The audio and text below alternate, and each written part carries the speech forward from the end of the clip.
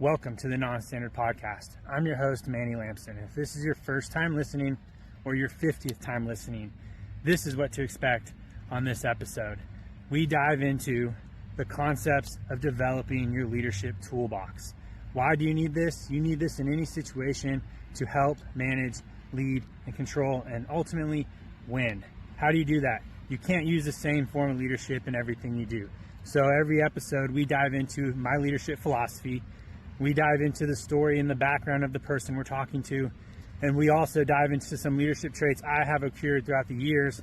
And then we also follow it up with a book review at the end. So you're getting a wide range of leadership topics and traits that you can add to your kit. So without further ado, let's go into the recap of this episode. And afterwards, if you love it, like it, share it, follow it, give us some feedback, because we're only just getting started. Welcome back to the 50th episode of the Non-Standard Podcast. So yes, I am on my 50th guest. That's crazy to think within a year.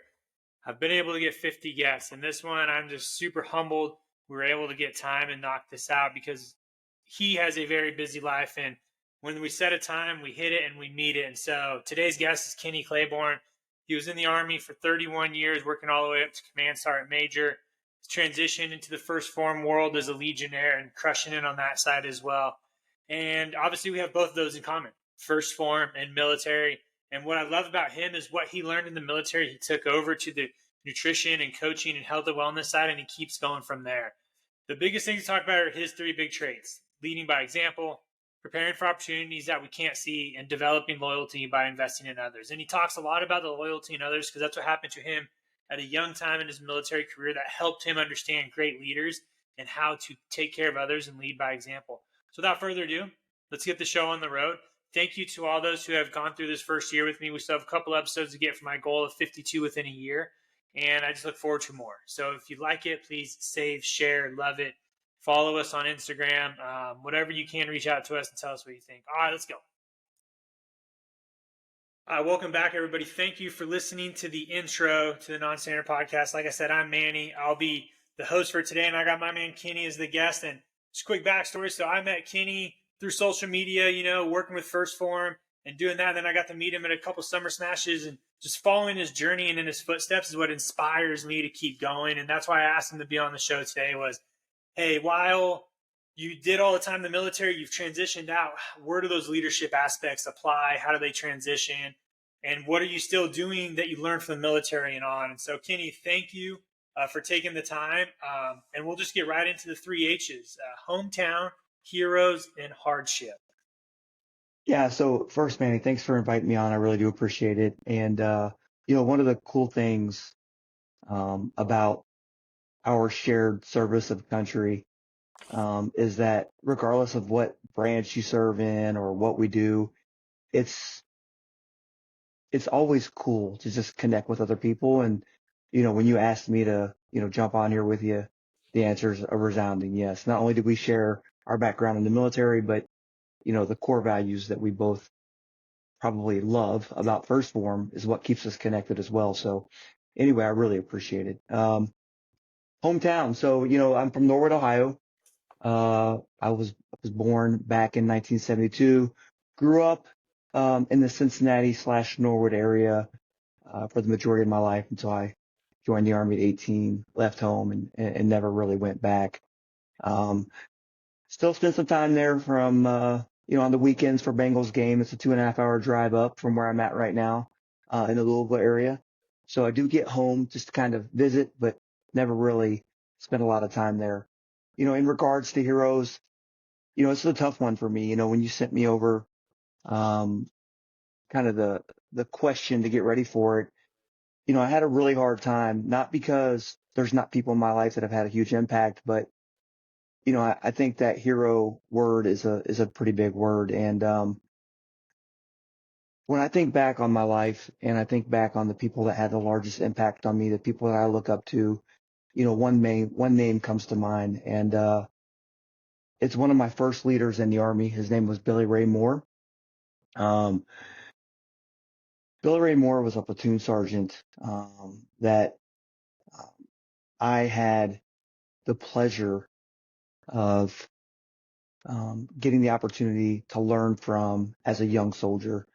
Now, you know, when it comes to, his performance, as an NCO, he was stellar. He was an amazing leader, an amazing human.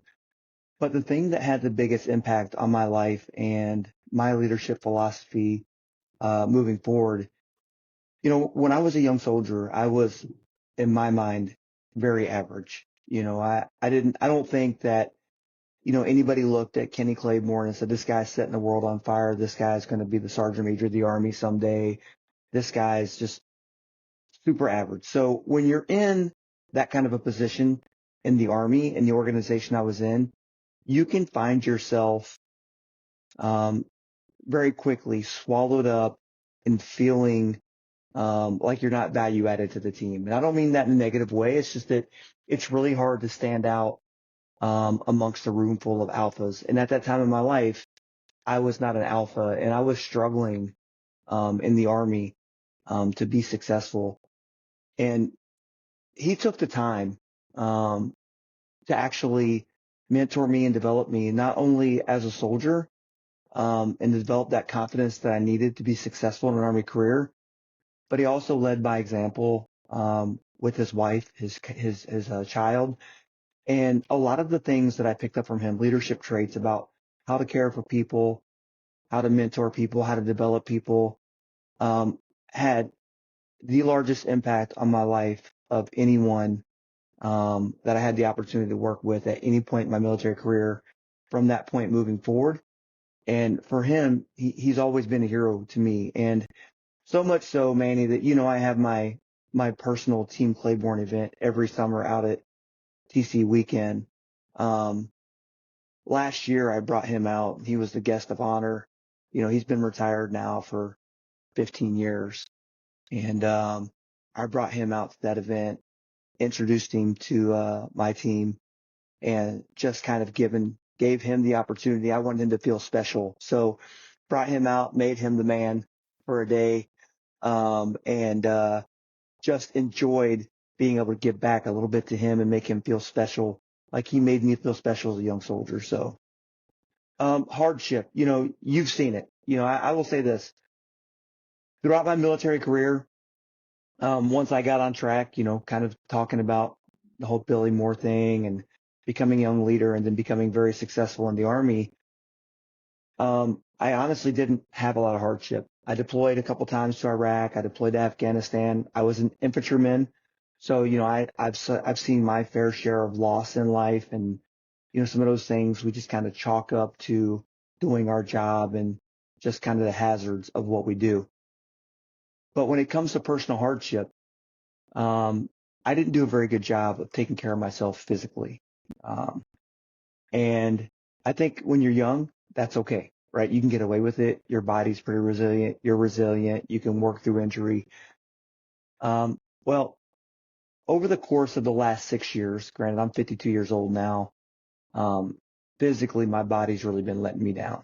You know, I've had 4 rotator cuff surgeries. I've had a knee replacement. I've had a hernia repaired. I've had just a multitude of physical setbacks. And, you know, while that may not seem like a big deal, there's a lot of people out there who deal with a lot more, I'm sure. Um, for someone like myself who kind of identifies, um, with fitness, it's important to me, right? It's important in my life. It's one of the things that, it resonates for me. When a lot of those physical abilities are taken away from you, you can find yourself questioning a lot of things. So over the last 6 years, I've really gone through this period of reflection and just understanding that, things aren't always going to go our way. Been extremely tough though, coming to terms with the fact that like, this is not going to get easier for me. And I'm going to have to deal with, you know, unfortunately some limitations for the rest of my life. So, uh, been very challenging for me personally. And again, a lot of people might not feel so, but for me personally, it's been rough. Yeah, so I'll talk about where you talked about like being the average person in the military. Like what I called it like the gray man when I was enlisted at that time, being 18 and 19. I wasn't above average. I wasn't, below average. I was this gray man. I was just getting by to get the job done. And that definitely resonated with me with what you're talking about, where it's like it's easy to fall in there within an alpha community and around all these people when you're still getting the job done, but you can definitely get lost. And I was blessed enough, to have NCOs that were there to keep me going. For me, it was more on the aspect they took me in as like their son, because I had older NCOs that had younger kids, and I'm just this small kid from small town Northern California. Like, what's the military? But Yeah. they opened up to me, and what you hit was really really cool. Your NCO wasn't, even though they were probably great at their job, what you took from them was how they treated people outside of really the Yeah. military, right? Like, how do they treat you as a person? And we've talked Right. about this multiple times, where it is sometimes very fathomable to think in the military, if you just build relationships with people, you're going to go a long way, when that's just normal. That should be normal, right? We should all be treating each other with respect and taking care of each other. But it's very interesting to see how far you can get ahead when you do it just a little bit more. Yeah, no, I mean, for certain, when you come into the environment that I was in, I think when people think about the military, they think about, and again, good, bad, ugly, whatever. Like in my environment, there was a lot of hazing. There wasn't a lot of caring for soldiers, right? And like, I don't mean that in a bad way. Like it was actually very, when I look back on my career, it was very formative and it was actually really important. I just didn't understand it at the time. And, having him bring me along, having him teach me those things, having him show me what it was supposed to be like. Look, this is going to be really hard, but this is the reason why, not just do this because I said, but like explaining things to me, showing me, leading by example and teaching. Um, it was very important to my formative years in the military and becoming a man, honestly. Yeah, it's always, we talk about this with this younger-ish generation, right? Where they're always asking the whys or need to be Mhm. told the whys to do things. Yeah. And I think I was in this gap of military where I didn't have the NCOs that were just like very directive, right? There was that generation Mhm. shift of NCOs where they grew up with just do as I say, just do it. And so we're understanding the why is important. It's I- needed to help people understand where they're going and how they're getting there. Yeah, no. And so I think what I learned, the biggest point uh, in my mind to what you're saying for me is once I started learning the why, I understood that there were going to be times when he would, or they leaders would just say, do this. Mm. And I didn't need the why in the moment because we had developed the trust. They had, they had my loyalty when they said, hey, look, execute. There was no time. Sometimes there's no time for why, right? Yeah. And that's okay. And I think that's what he developed over time. And that's what I learned to be very, very valuable. Yeah, that's huge. And that's why when we can give it a couple times, you have to have the relationship to then go execute. And that's where I think we're having this trouble with that generation on like, hey, just let's do it a couple times. But after this, you don't always have to keep asking, just keep going and keep moving and the job Sure. will get done. But there is a question I had when you're talking about injuries, a lot of people are always nervous to do fitness stuff because of injury, the that Yeah. fear, right? Of doubt of something that could happen. So since you've been injured, how does that impact you now? Do you I know you're still continuing to do hard things, but how do you motivate someone or sort of like show them like, hey, injury can happen, but it's I don't know, like it's gotta be scary at the same time. No, it is. I mean, I think when you get into the position I'm in now, where you've kind of used up all your 9 lives, right? So, uh, whenever I'm doing anything now, I'm always just very cautious, making sure I'm grounded in form. But, when it goes back to those, that initial step, kind of like you're talking about, how do you make someone feel confident? I think it really is, important to just help them understand that, initially it's going to be challenging, but it's it's very hard actually to injure yourself um, if you're focused on form, if you're focused on again keeping things very easy, very lightweight, not ego lifting, things like that. So it develops over time. It takes time. It is something that can be scary for sure. Nice. Let's dive into that sort of, summed up military career that led you down this path of Yeah. fitness in the first form, so those listening can understand, like, oh, he developed this here, he learned it here, and take us down that path of Kenny. Yeah. So, kind of like I talked about, I joined the Army in 1990. And believe it or not, in the infantry, one of the principal demands is to be able to fight with, close with, and destroy the enemy, which is on the surface, you can imagine it requires a lot of physical and mental fortitude, which is true. But, as I described, I was very average, even with fitness. In fact, um, it's kind of akin to like when you show up at an Army unit, an infantry unit at 18 years old out of basic training, you are unprepared. It would be like an 18-year-old kid who played high school football showing up on a professional football team and being expected to perform physically. So, I was way behind. Um, I was getting my ass handed to me all the time, as they say, day in and day out in fitness. And honestly, it wasn't enjoyable, because again, when everyone is better than you and everyone is just handing you your ass every day, it can be a pretty daunting challenge to show up day after day after day. So if I'm being perfectly honest, it took me a long time to really fall in love, with the fitness aspect of the Army. But one of the things you have to realize is if you want to be, a leader in the military, and I'm sure it's the same for you guys. Fitness has to be not just something that you find interesting, it has to be something you're passionate about. It is important to our job, not only how we do our jobs, but also professional appearance, getting buy-in from subordinates, and then being able to do our job physically when it matters the most. So, again, in the Army for 31 years, I did everything from an entry level infantryman all the way up through, my last job in the Army was actually running the Sergeant Major branch. So I don't know if, people understand how it works in the Army, but on the enlisted side of the Army, you come in a lot of times as an E1, which is a private, and then there's 9 opportunities for promotion all the way up to Sergeant Major. And then I finished my job in the Army was I actually ran that branch, doing assignments for sergeants major. So really the gamut of jobs from day one until the end when I got out of the Army, pretty much every job you can have as an infantryman.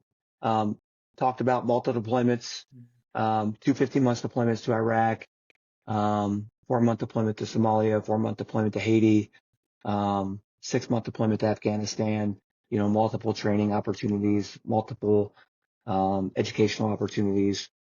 Even found some time in there to squeeze out a master's degree in Homeland Security.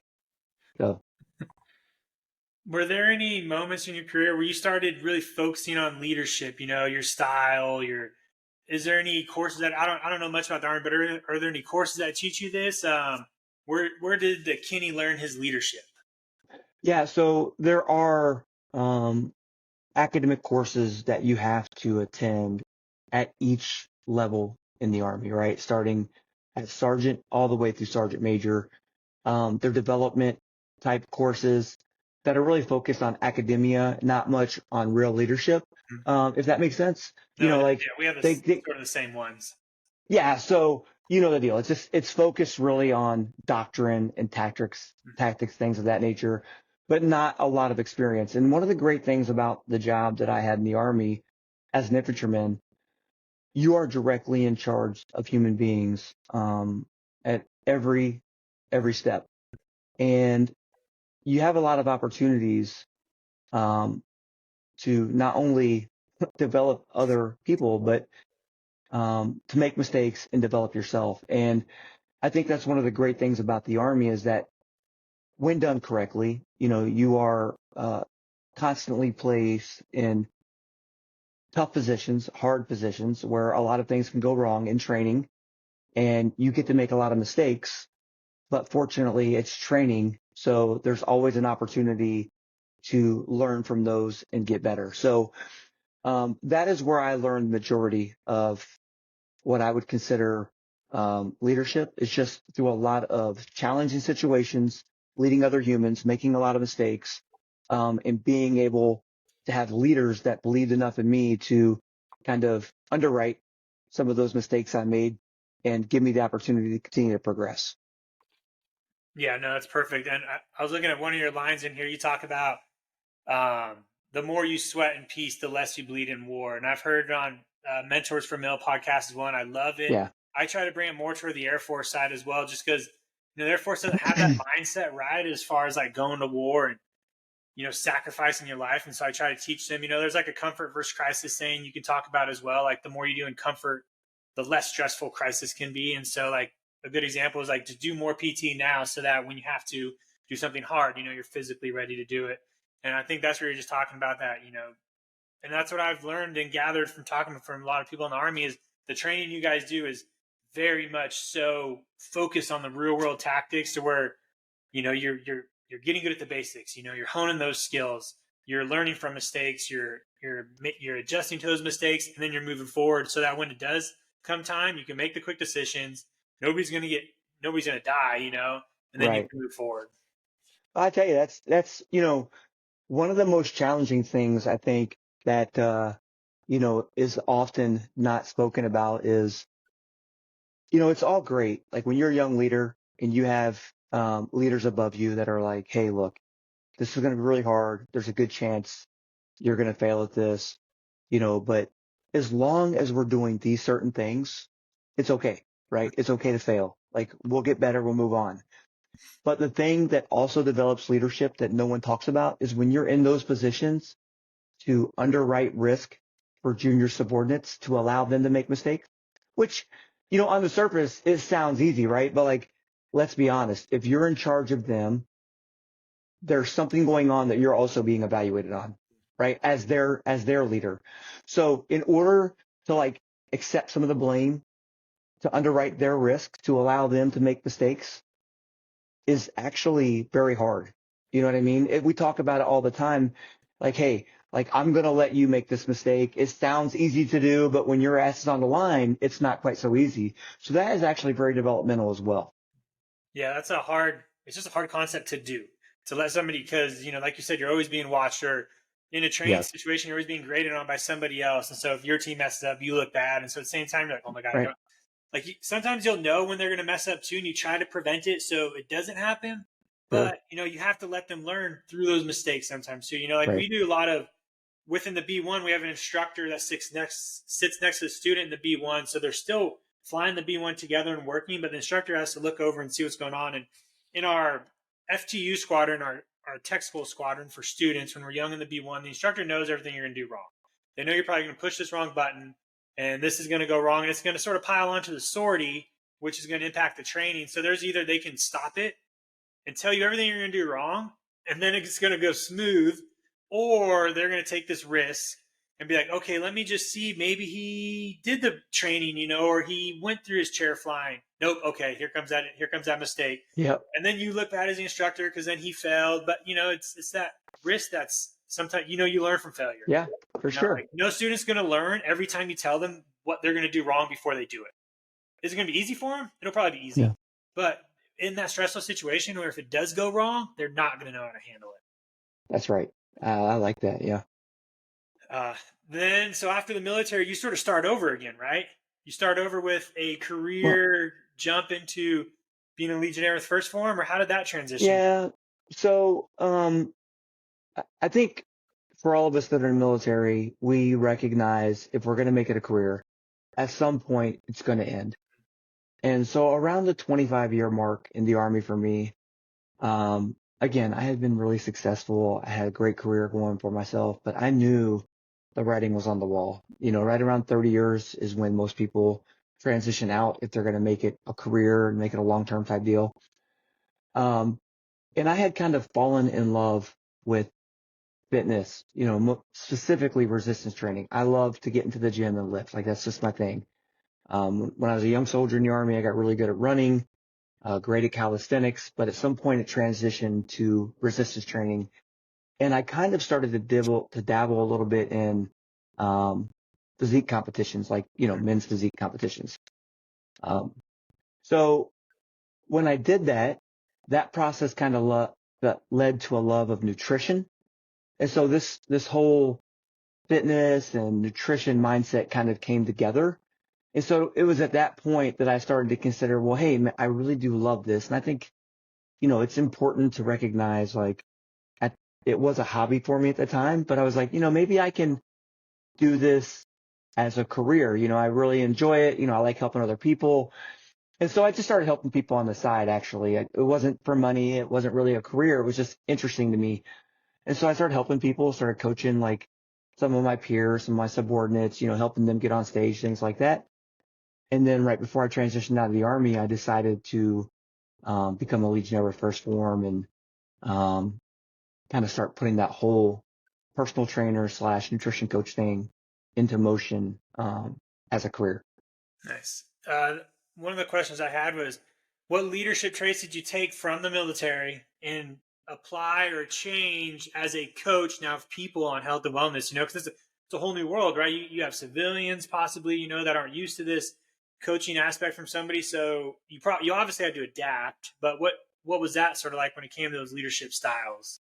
Well, I think there's this when you become a Legionnaire with First Form, or when you become a fitness coach, I think there's this pressure that's put on you to try to go out and and find clientele, whether that's in the gym, on social media, and it can be a very uncomfortable thing to do, honestly, right?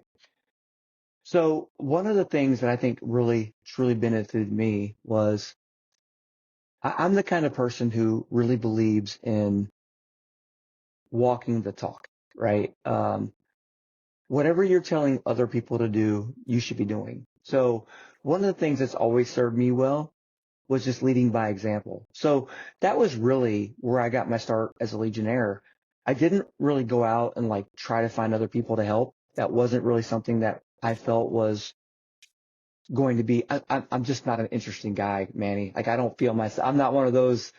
I don't have a billion followers on social media. I'm not doing the next up, gig on social media. So I just led by example. I just shared my journey. Yeah. And it resonated with a lot of people. And that was really kind of the biggest thing for me as far as like what number one leadership trait was just leadership by example. I think plays such a big role, not only when I transitioned from the Army, but even now, like in my community, like good or bad, I'm leading by example. I'm sharing my journey. So. Nice. Did you know anything about First Form before? Because I know, like, when I made the transition and started learning about it and built my leadership philosophy, it was crazy to see being in the military, a company outside the military, like portray these leadership traits Yeah. that we hear about so much in the military. So it was really, I don't know, it just blew my mind that there were other people out there leading like this, but really leading like this. Because military, I think we talk a lot about it, but it's very far and few that actually have those core values. But what was that like when you saw Well, what they were doing? And I mean, I can tell the story really quick if you want. I yeah, mean, so I was being coached for physique competition by one of their old trainers. And, he'd made some product recommendations to me and stuff. And I loved the products. And I started kind of digging in a little bit on social media, like what is First Form? What are they about? And, I did some research. I saw their core values. I connected with some of the people. But I'll be honest, like when I connected, I was like, this is too good to be true. Like these people are blowing smoke up my ass, right? Like this is not how it really is. Like this is a company, they're about making money, which is true. Like they are a company, they do make money. Like it's just, it's no one does anything altruistically, right? Everyone has to make a little bit of money. But Manny, so I was PCSing. So for people who know what that means is I was changing duty stations. I was going from Fort Knox, Kentucky to Joint Base Lewis McChord, Washington State. So all the way across the country. And we were going right through St. Louis. So I coordinated to stop by and kind of go through the HQ. I wanted to meet people in person. I wanted to feel it out and see if the company was legit. So I showed up and I walked in, and my only expectation was, to meet a couple people, shake some hands. And I happened to walk in. They were filming a podcast, The Training and Nutrition Truth, which was what their podcast was back in the day. They stopped what they were doing. I was at their HQ. Sal Frisella, who is the president of First Form, took like the next 2 hours to like walk me around HQ, like talk about the business, talk about their core values, introduce me to the team. And like, you're right, like their core values are like directly in line with the Army's core values, right? The Army values. And the people that I met were genuine, they were authentic, and like everything that I had felt through social media was confirmed. And it was really at that point that I knew that First Form was for me. Yeah, it was about the same, like I remember just looking online, seeing what they were about. And I was like, okay, they got some good stuff. And then for me, it was like a summer smash, which is why I love the event because you get to meet the people. And my impression is when I'm at Summer Smash, like, man, they're really like this. They're really humble. They're really nice. They Yeah. care. And then went back for a fall. I think they did like a fall challenge thing. Went back for, and it was the same thing. It wasn't just like a Summer Smash where they played the role during Summer Smash. I went back again, and it was there. And then you start connecting with them through social media, and I was just like, oh my gosh, like this is, and it's allowed me to breathe outside of the military, right? Know like, hey, there's another group of people out there that are ready to just win and do great things and Sure. help people. And so that's why when for me, it's weird transition because I'm still in. So I've been a Legionnaire since 2016, and from 16 to 21, I didn't do much. I told my coach, Jake, and then it was Cody. I was like, hey guys, I'm active duty. Like, I love your stuff. I'll do what I can as Legionnaire. The app wasn't out yet that early, so it's still pretty new. And so I just sort of bought some stuff and talked about it. But I was just an active duty guy, I was just doing what I can. Sure. And then when Jay called me in 21 out of the blue, he like relit that fire, and I jumped back in the app and did all that. And that's when I was like, there's that saying, if you want to be business, you got to treat it like a business. You can't For just like, sure. and we talk about it all the time, like if you want to be successful, you got to put in the work. You can't just do it a couple times and expect like magical butterflies to come up like, congrats, you're successful. Right. Well, I think so, for me, like you, I think people don't understand that, we actually have some rules in the military about, what we can talk about, what we can share, and like, you got to be really careful not to cross any lines, like, so I was like you when I was in the military. I just, again, led by example, talked about it, but that was really the extent of it. I didn't try to grow too much while I was in the military. I wanted to be, clear clear of that. So I didn't, blur any lines as a leader in the Army. But I will tell you, when I transitioned and I decided, to make it a business, you're right, man. Like you got to operationalize it. It's not just something that you can just like, oh, this is interesting. Maybe I'll do that. Maybe I won't. I don't know. Like you got to really go for it, man. And here's the thing too. Like for any of the people that are listening, that you know, I think it's important to remember that because as trainers, as nutrition coaches, you know, at this point in my career, I could literally go work with any company that I wanted to. Like I'm successful, I get people results, but not only does the core values of the company still resonate with me, but I think sometimes people forget, like it doesn't do us any good to recommend like products or things that aren't going to help our people get results. Like that's a zero sum game for us, right? So it's important for me to have a partner in this, and that's what they are.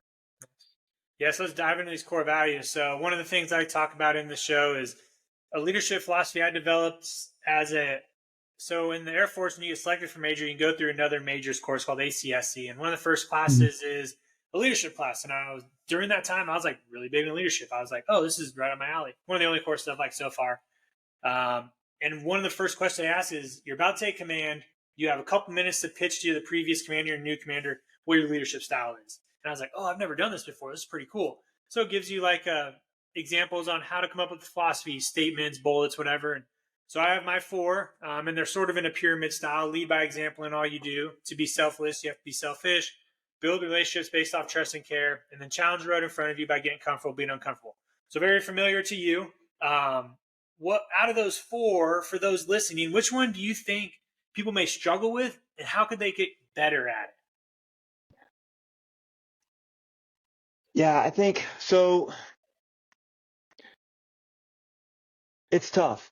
Um, I think when you lead by example, Manny, I think when you do that all the time, it just becomes your life.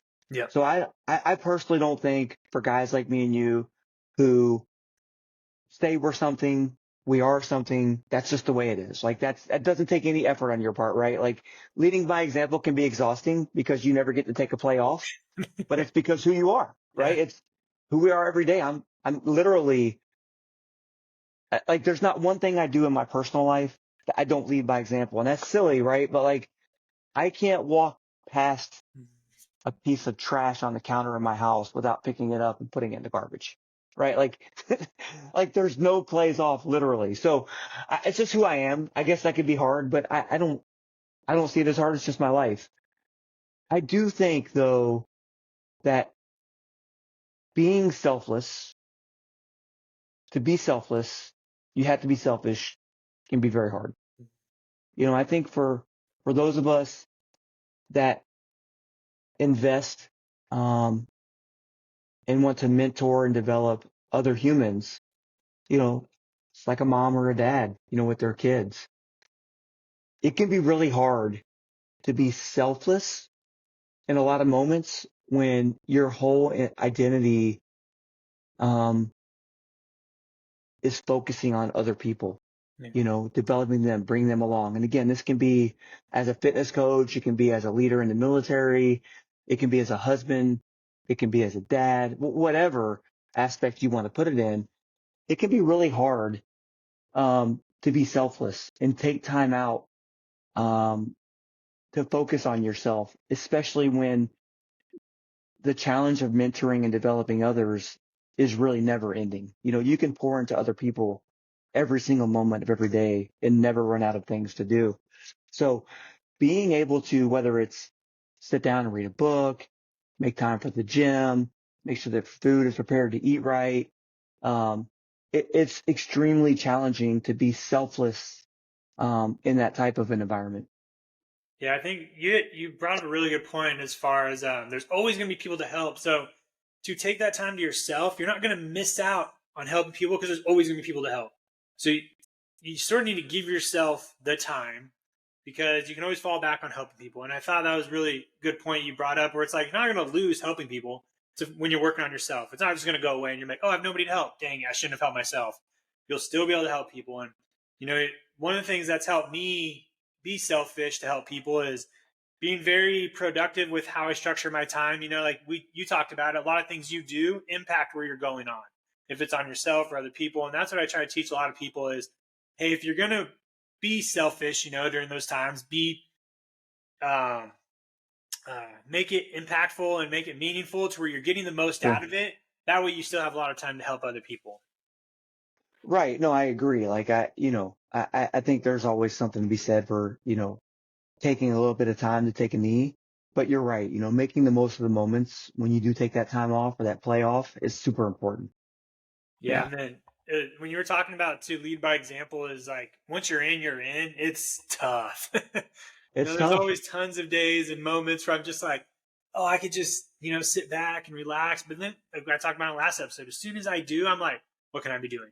You know, like, oh, maybe I can just like walk around the house, do my dishes, you know, or get ahead, you know, for when the wife comes home and afternoons get busy with the kids.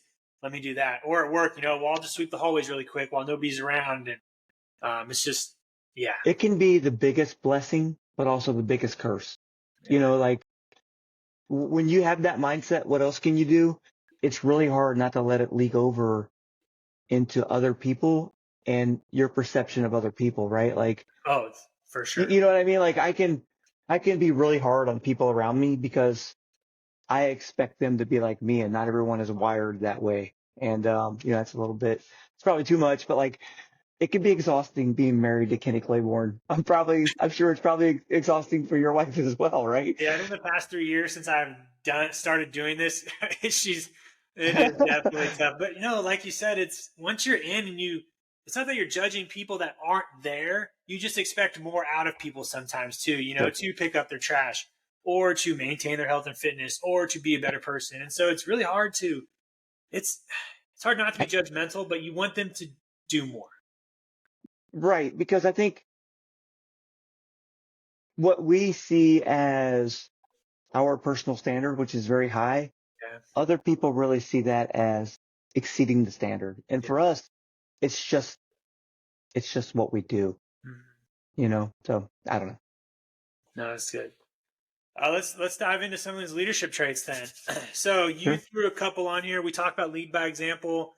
One of them you put is preparing for opportunities that we can't see. So explain that one a little bit. Yeah. So, one of the things that, you mentioned just a moment ago, which I think is a great segue is, when you start thinking about, I have some free time, what else can I be doing? And I talked about getting my master's degree a little while ago, and, you talk about going to military schools. There's a lot of times in my life, Manny, where I didn't understand really why, I had leaders nominating me for certain opportunities, whether it be schools or experiences, or, hey, look, I'm going to go to college, get a master's degree, even though I have 15 more years before I retire, like probably a pretty good chance that I'm not going to be interested in doing what it is I'm going to go to school for, but I'm going to go do something to improve myself that kind of ties into what I'm doing now. And I think a lot of times, we could even use the physique competition example. There's a lot of things in life that we go through, whether voluntarily or involuntarily, that are prepared. And in the moment, we don't know why. We don't know what it's leading towards. We don't know what opportunity it's going to extend to us later, but we're being prepared or we're preparing for something bigger to come. And I think a lot of times we have no idea um, that that's happening. And I just think in my mind, I've had a lot of opportunity. People have extended opportunity to me. I've made opportunity. I think that whenever we get those opportunities, no matter how they come our way, we should take advantage of them because at some point they could lead to a bigger opportunity that we didn't even know existed in the first place. Yeah, my dad has this saying that he always tells me. He says, whenever somebody offers you something, never say no. Very simple, right? But it's almost about opportunities and this could be as simple as if somebody offered me a piece of gum, but I don't like gum, I'll take it. Because I don't know when they're going to offer me something again. Or maybe to them, that was a huge offer that maybe they really like their gum and they don't offer it to a lot of people. So if I say no, I don't know, and so that reminded me, it goes in line with the opportunities thing. And I look at it as when you start small doing those little things, those opportunities are going to come down the road. Like you said, you're not going to see them, but you're allowing yourself the chances you started 3 years ago for those opportunities to happen. If you don't start, you don't allow those opportunities. Like I look at, being able to try to cross train to attack PO, even though I didn't get it, that opportunity didn't happen unless I go 3 years back where I started focusing on myself and doing 75 hard Right. and doing this. The opportunity to move into a new house this summer didn't happen unless of a small, pebble I took 3 or 4 years ago that worked up into this. And that's what I always want a lot of people to realize is the small things we do now, very small, you're going to allow yourself something in the future, and you can't just skip over them and be like, well, I'll just wait till that opportunity comes up and then I'll get it. It's like, it's not going to work like that. Right. No, but I think that is how a lot of people, um, I think that's how a lot of people live their lives though, right? Like they just kind of live in the moment. And I mean, it's the same thing as living paycheck to paycheck, right? Like you're just hoping that it's going to work out next month. It's going to work out next month. It's going to work out next month. At some point, you really do have to start laying the groundwork Yeah. for bigger things in your life, you know? That's true. Yeah. Just like today's episode, like this episode with me and you doesn't happen unless I don't start a podcast. Well, I don't start a podcast unless That's I right. get on a podcast, and it all trickles Mm-hmm. down. And what I've been trying to show a lot of people, you can't look, like you said, paycheck to paycheck or 6 months. You have to look 4 or 6 years down the road when you start these little things. One of the most important things. So, in the Legionnaire program, Manny, we get the opportunity to get sponsorships, get bigger opportunities with the company. And when I initially got brought on as a sponsored trainer for First Form, um, I got to spend some time with Jeremy Mullins, who is one of their, probably their best coach, right? Their best fitness coach. He's a registered dietitian. He shares a lot of his knowledge with all of us. But one of the most important things he ever made me do had nothing to do with fitness or nutrition. He had all of us do our 1, 3, and 5-year plans for our personal businesses, so for me, for Team Clayborn, like, hey, like, great. You're getting people results. Awesome. You're good at nutrition. You look good in a swimsuit. Got it. But what are we doing to grow your business? What are the goals? And he made us sit down and do the 1 to 3 and 5-year plan. And that ended up being so powerful for me because it really made me sit down and think, okay, like, so if this is where I want to be in 3 years, well, how am I going to get there? Like, actually, let's put some meat and potatoes to that plan. Let's not just say it. Let's start working towards it. And that helped me grow my business big time. So, that is laying the groundwork, right? And again, like, that's a more deliberate plan, but if you don't have anything, you got to start somewhere. Yeah, in the B1 community, we call it working target back. If we have a target that Yeah. we're trying to hit, we work back on how are we going to get there, how long, how much gas is it going to take, and Yeah. you start all the way back to mission planning, so you work all the way back to there. So it sort of ties in there, and obviously we talk about a lot on the Legionnaire side, with our coaches, and sometimes it's nerve-wracking to do, right, when you have Sure. these goals, because then you're like, oh God, I'm not even close to that. Or like it seems scary and nervous. But when you start small, as far as just like a couple touches a day or just one new person to help, it continues there. I mean, it's like, so in the Army, we always have a progression of training, Mm-hmm. and it always starts with individual task, right? Like, know your job. Yep. And then it moves to collective task, but it starts at the smallest level, right? Like team, then squad, then platoon, then company, then battalion. So like, you're always getting a little bit bigger, but it's a natural progression. The thing is like, you've got to start somewhere so that you can progress, right? Even if it's McDonald's, like, you're not ever going to be the manager of McDonald's until you fry the fries, right? Like, everybody starts there. So yeah, you're dead on, man.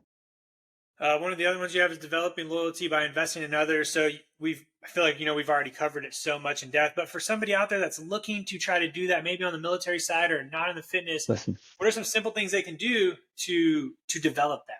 I want to use my experience just really quick, Manny, because it's really important. The reason why I put this is because it's transitioned from my military career to what I do now in my fitness community. So, when Billy Ray Moore, scooped me up, right? Baby birded me, started taking care of me, right? Get me through my first assignment. He developed a lot of loyalty. I would do anything for that man to this day. And as I progressed in the Army, what I saw that was not a unique circumstance, right? There's a lot of people who come in the Army who aren't prepared, who can get cast to the side, right, by their initial organization. I made a career out of taking those people in and developing them, like giving them some personal touch, helping them understand the where, the whys, all those things, right? And by doing that, I developed some amazing teams. And I kind of look at that the same way in my fitness community. People come to me because they're lost. They don't know how to lose weight. They don't know how to eat. They don't know how to work out.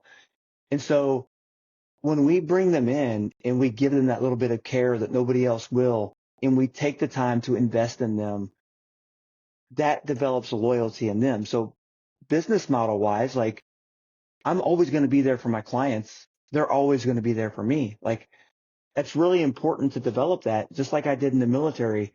So I think when we invest in people, we develop them.